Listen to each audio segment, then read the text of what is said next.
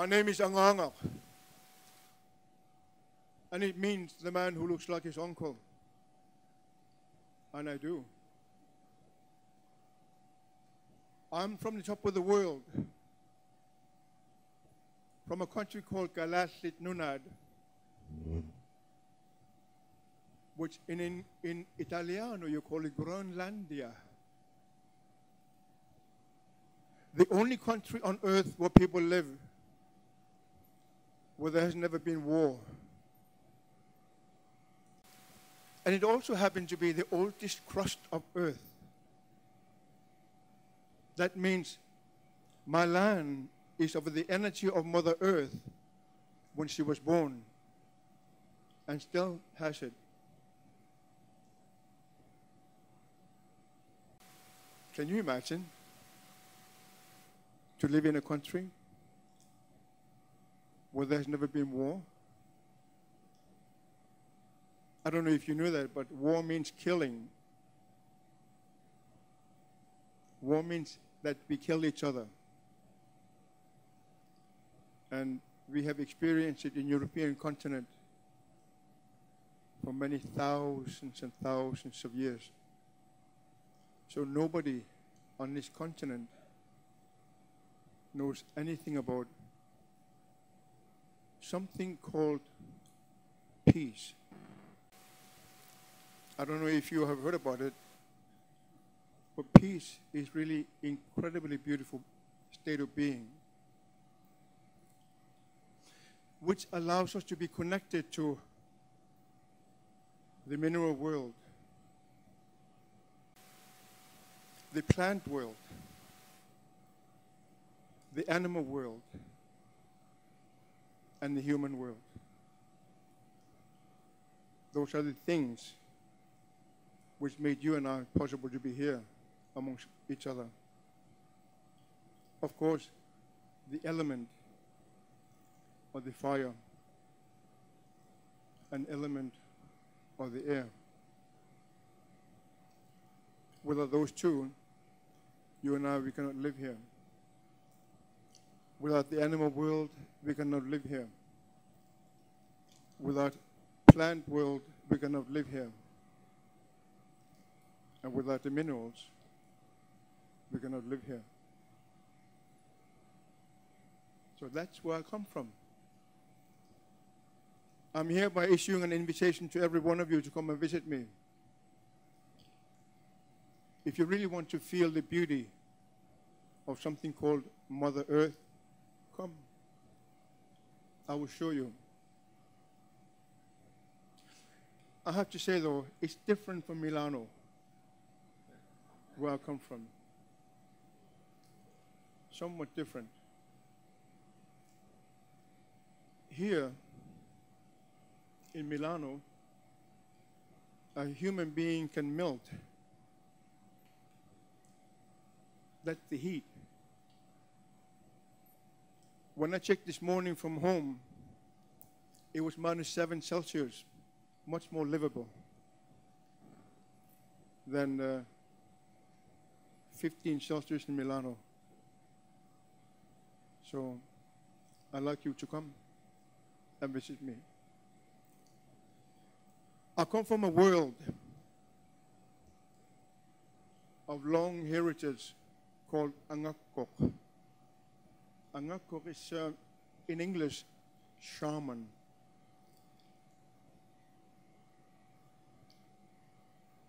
Which I like so much, because my name is Angaangaq, and a shaman in Eskimo is Angakkorsuaq. So it rhymes, Aanaangaq Angakkorsuaq. So I like the title. I have no idea what it means, but I just love the title. So that's where I come from. And it's really interesting to listen to the speakers here, because I started off my life learning from my grandmother. I lived with her, like many other siblings. My grandmother, Aanaangaq, she was born in 1893. And when she died as a young woman in 1969, she had 50 grandchildren. So you people of Milano, you have long ways to go.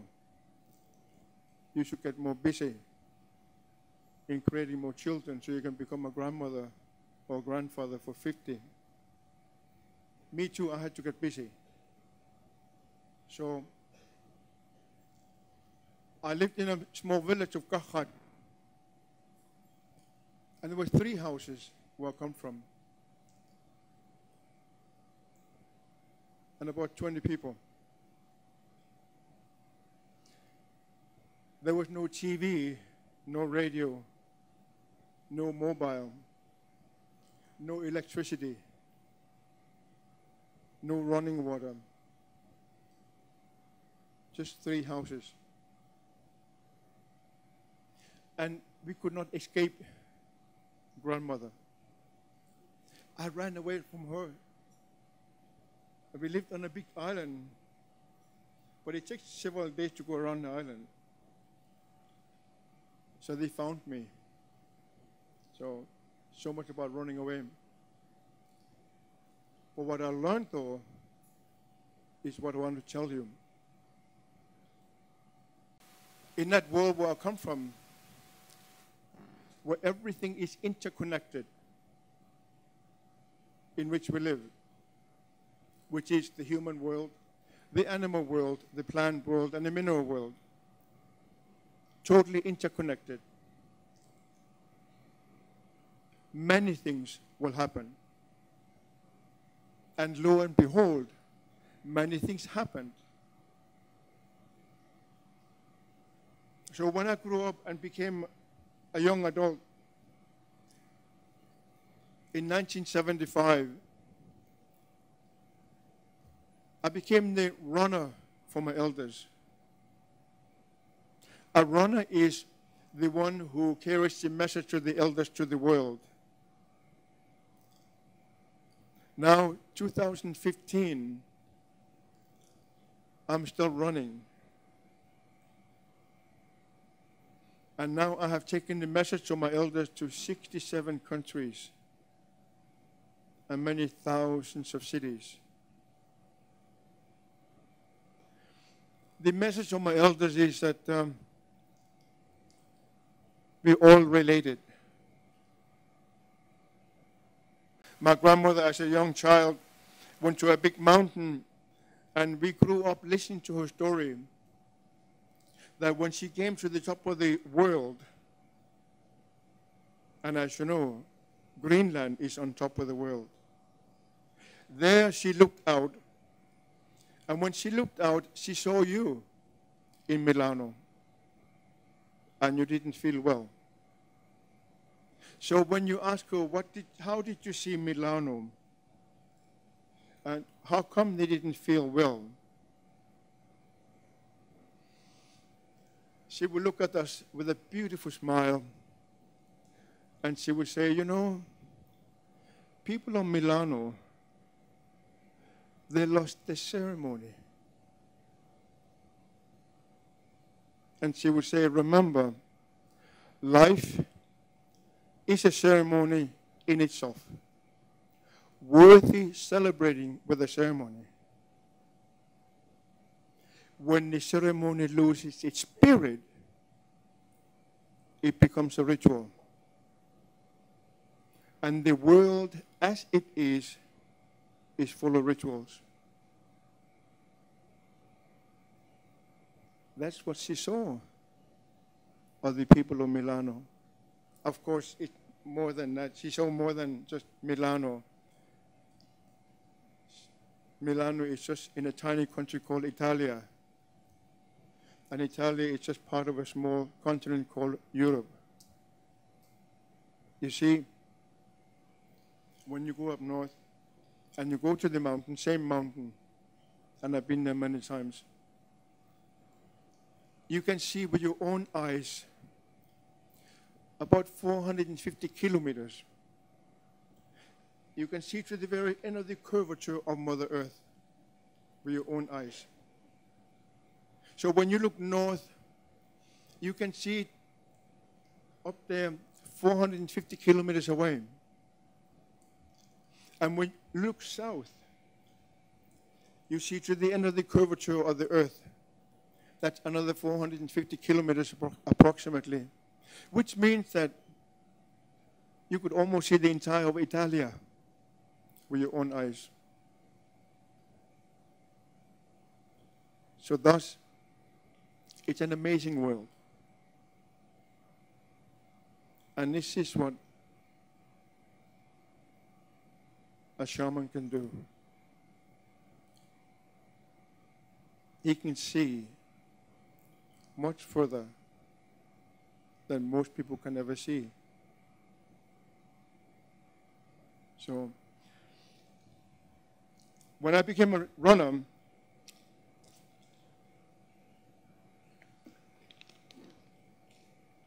my elders wanted me to tell the world that the big ice was melting. I don't know if you knew that, but where I come from, it's the biggest island on earth. When you put Greenland, where Oslo is in Norway, and she will go down to Tunisia. That's how big she is. Like in North America, if you put it on the top of North Dakota and Canada, it goes down to South America. So it's a big country.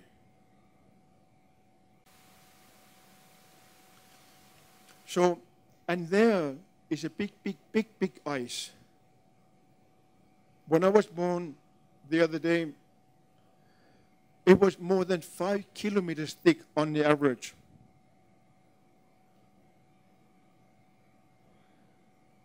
But today, in 2015, because the way you and I will live in Milano, it's melting away. So the old people wanted me to go and tell the world about it. So I did. I went around and around and around in the world and just telling them about that the big ice is melting. I ended up talking at United Nations, talking many places on earth. The funny thing though is that nobody changed. So one day I went home. Then my grandmother has passed on. Then my father has passed on. And many of my elders has passed on. And there was really no one else I could talk to except my mother. And she was sitting on my father's chair, which has become her favorite chair. And I'm sitting across from her. She was having her tea, and I'm having my coffee.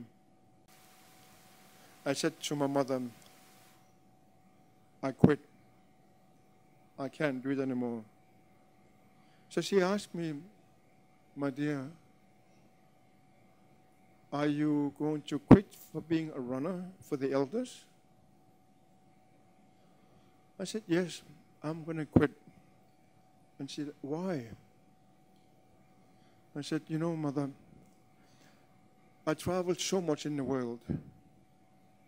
And I talked to so many thousands upon thousands upon thousands of people. Or one day, I was in Rio de Janeiro to give a talk. I was a guest of the United Nations. And I got to the States with one of the elders of Aanaangaq Nation, a grandfather. And I realized there were people listening. There were 350,000 people listening. And I come from a small village of 20 people. So, yes, I spoke to thousands and thousands and thousands of people, but nobody changed. So I quit. So my mother sits there and then says, My dear, actually she said, my beloved one, you're going to have to change your ways. So I looked at my mother and said, tell me, how? And at that time, I rose. Because when my mother speaks with such language, it's better to rise. When I did, and she rose, and we were facing each other. And my mother is a beautiful, beautiful woman, not so tall. I'm a very tall Eskimo, as you can see. So I took her hand like that. And then I looked at my mother. Then she closed her eyes. So when my mother closes her eyes, I close my eyes. And I listened to her. She said, my son, you're just going to have to change your ways. You're going to have to learn to melt the ice in the heart of man. Only by melting the ice in the heart of man, man will have a chance to change and begin using his knowledge wisely. Then she stopped talking. And when she did, I opened my eyes, but she was standing there with eyes closed. So I shook her hands slightly, and she opened her eyes, and I said to my mother, Mother, how would I do that? Then she closed her eyes again. So I closed my eyes again, and she says, my son, you're just going to have to learn to melt the ice in the heart of man. Only by melting the ice in the heart of man, man will have a chance to change and begin using his knowledge wisely. Then she stopped again. So I opened my eyes, and she opened her eyes, and she smiled. Then she took her hands away from me, and with such a beautiful smile, she walked away. So that's the instructions I have to learn to melt the ice in the heart of man. So I did not quit my job. And just yesterday, amazingly enough, one of the very first elders who came with my father and my mother to ask me to be their runner, he just passed away yesterday. I had just landed in Milano when it happened. Isn't it amazing how this great one works? That I lost an elder, one of the very first ones who asked me to be the runner. There's a couple of more living still, of these original elders. After they pass on, I would be alone. I don't know what I would do when they leave. But for now, that's what I do. Now, it's very interesting. When I came into presence of my grandmother, Aanaangaq, she will always exclaim, which means that Angaangaq got it. And I will look at myself to see what it is that I have and what it is that Padre doesn't have.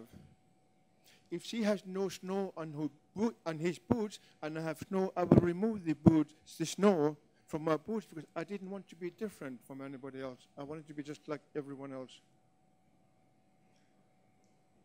But now I learned that it was not like that, what she wanted me to be.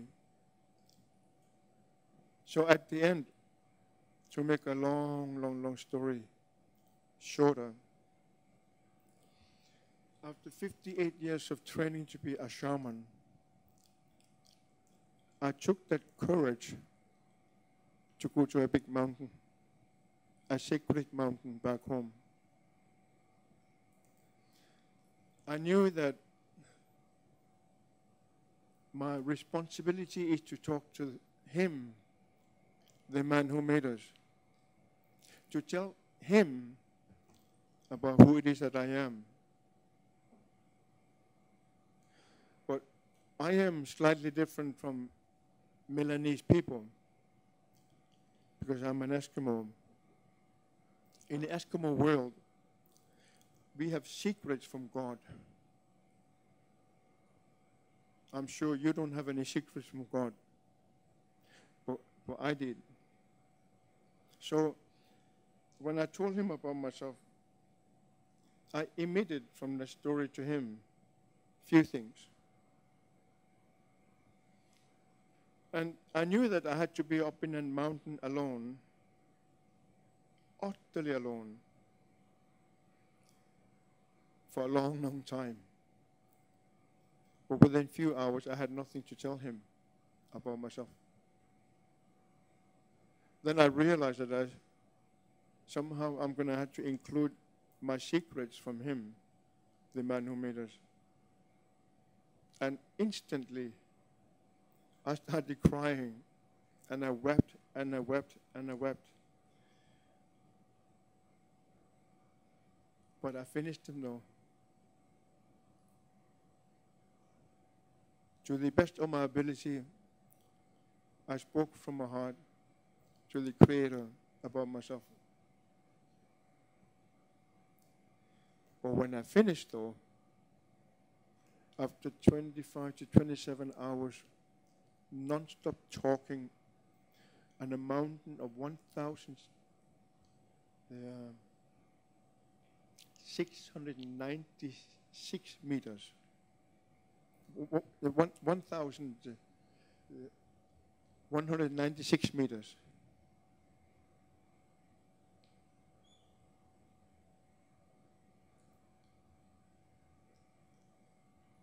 Then I left the mountain. I climbed this mountain down.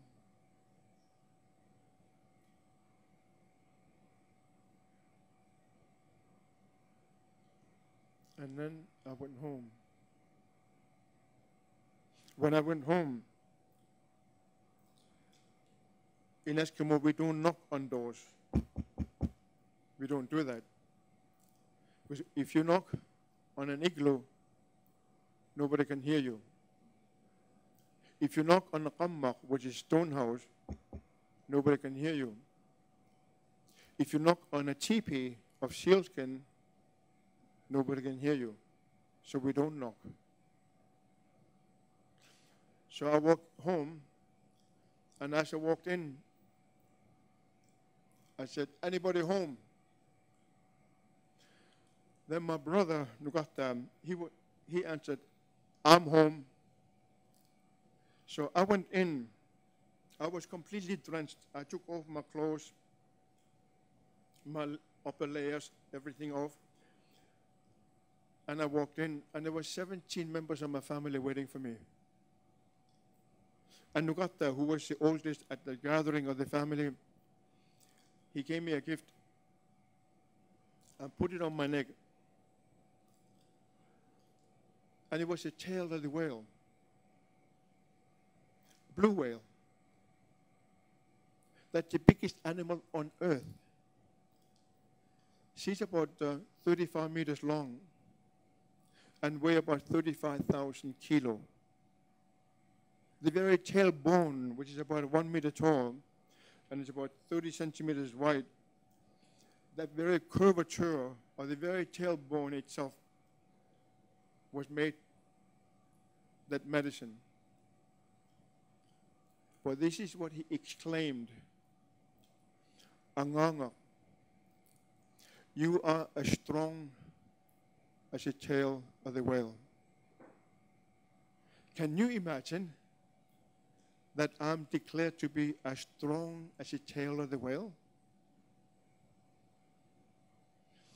That in the real life, the tail of that blue whale is about 10 meters tall, and the tail itself is about 4 meters wide. And when she slammed it on the ocean, she can destroy everything around her. So today, in 2015, I am as strong as the tail of the whale. How is it possible? My grandmother would say, if you believe in yourself, and if you believe in your prayer, then you are. So, I am that strong. Is it really possible that one man can be that strong? Yes, it is. But since then, life has taken its turn to many things. So now, I am an elder. And I accepted the very first gift of a shaman, for a shaman, in about 200 years in my family. You see what happened? From the time of my grandmother, who grew up in the beginning of the white man's presence in my country, to when I finished my training, the white man's belief system came in and took over. And in that religion of Christianity, they forbade shamans. They took away my medicines of an eagle. They took away my medicines of the harpoon head. They took away my medicine of the sweetgrass. They took away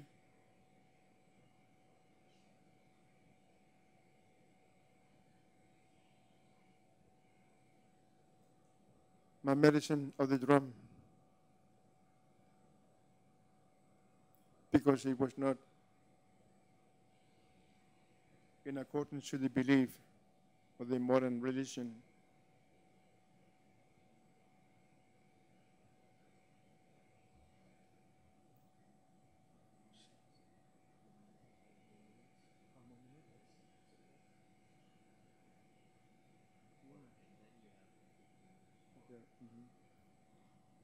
So thus, many things happened. But today, though, the drum is back.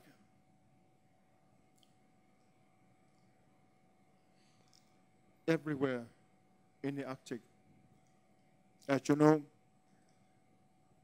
the land of the Eskimo people is the largest country on earth. There are 13 time zones where Eskimos live. In Greenland, Canada, Alaska, and the Chukchi Peninsula and Kamchatka of Siberia. And our traditions of shamanic world has become living again and growing. The funny thing though, that shamanic tradition became really living again of the passing of the Pope, John Paul II. When he passed away, there was a television program on BBC when they brought his body out to the altar. The Pope's helpers came out and created smoke around his body.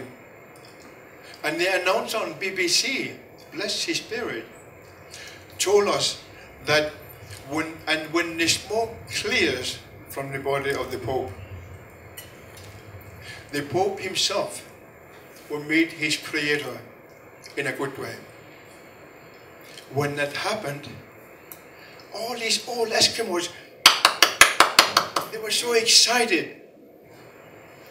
That's when it dawned on every one of us that the old shamanic world is not so different than the modern day religion of man, which of course stemmed from Abraham, Moses, Krishna, Zoroaster, Buddha, Christ, Muhammad, Bob, and Baha'u'llah. Those 9 big religions of the world were after all not so different from the old shamanic world. But we paid with 500 years of being outcast in North and South America, where more than 300 million people were killed for the way they believed, the way they were. Just like it was talked about here by the other speakers. So now I am a shaman. I would like to call upon my ancestors and ask them to join us here. But because of Milanese weather, I can't really use my drums. But this is calling on my ancestors. Oh.